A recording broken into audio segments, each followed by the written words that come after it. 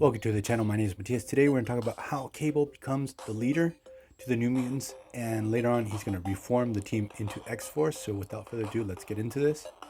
So Cable first encounters the New Mutants in New Mutants issue 89, written by Louis Simonson and art by Rob Liefeld.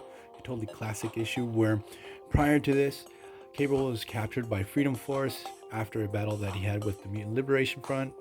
So the issue starts off with Cable very easily escaping this government facility. Now he has Freedom Force hot on his heels. So New Mutants at this time are under the care of X Factor, and also X Factor, prior to the New Mutants being there, they had a couple of young mutants under their tutelage. So we had Rusty, Warlock, Boom Boom, all sort of come into the fold of the New Mutants. But the thing is, at this moment, no one on X Factor is actually acting like a headmaster to these kids. So they're sort of out on their own. And we have Moira McTaggart actually trying to force Wolfsbane back to Muir Island. She doesn't want her to be running around with the New Mutants anymore.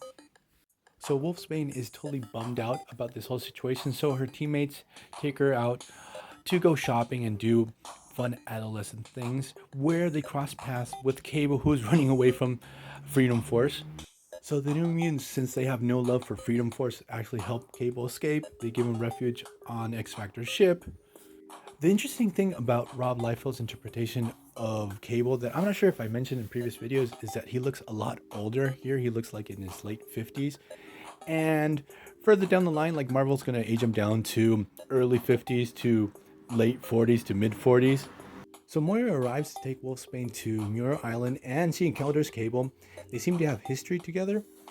We discover way down the line in Cable issue 0 that when he returned to the present day of the Marvel Universe, one of the first people that he actually meets is Moira McTaggart. If I remember correctly, I think Moira actually saves Cable from a mob, but my memory's sort of sketchy on that. Cable actually informs Moira that he has plans for the New Mutants, that he realizes that they're not under the adult supervision of anyone. And it's pretty hilarious because at first Mori's like, what, you're going to use child soldiers? But since he's sort of under the influence of the Shadow King during this time, she's convinced pretty easily and lets the kids go with Cable. And that's basically how Cable becomes the leader of the New Mutants. And then later on, it's going to morph into X-Force.